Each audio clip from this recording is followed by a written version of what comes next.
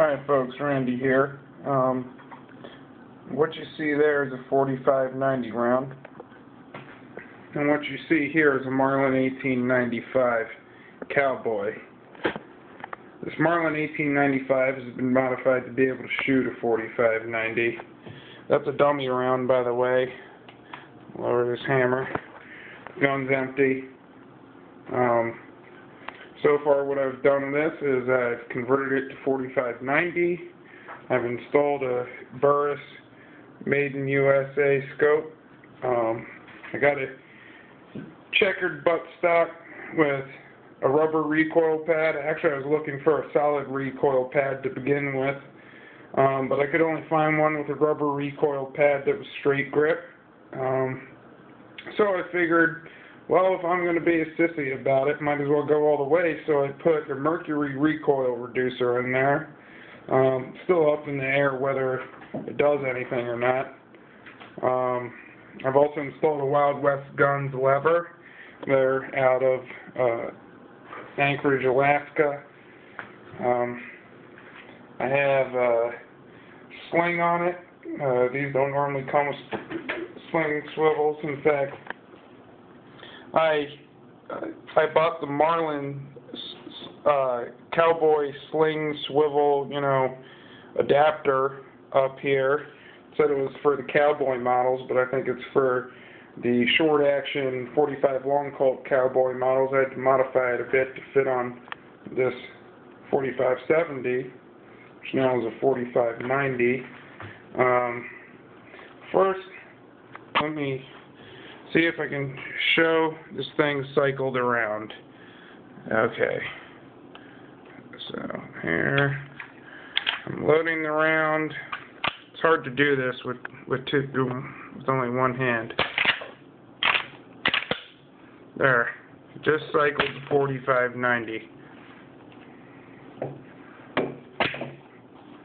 So here's the round.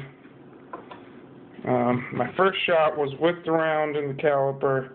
I don't know how the focus is, but that's 2.85 inches long. Marlin 1895, a modern one, isn't ever supposed to be able to cycle something that long. Well, David Clay did the conversion. He worked a miracle in this thing. I've taken this apart since he did that to do a trigger job. My trigger pull is real light. Also, the cycling's easier after the trigger job. And also, when I took it apart, I saw what he did. I could tell y'all, but I'd have to kill you. I think he would like for me to keep that proprietary, and I gave him my word that I wouldn't tell what he did.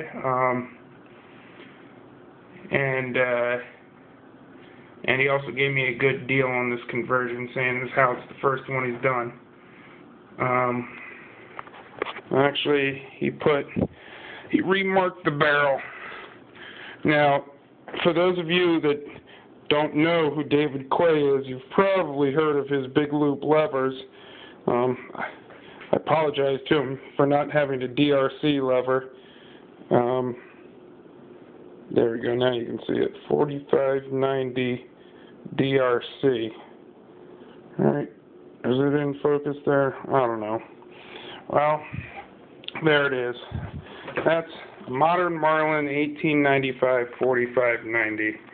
It can withstand modern pressures, same pressures equal to the 450 Marlin, but here I'm able to hold 90 grains of powder, giving me upwards of 4,000 foot-pounds of force out of this beast.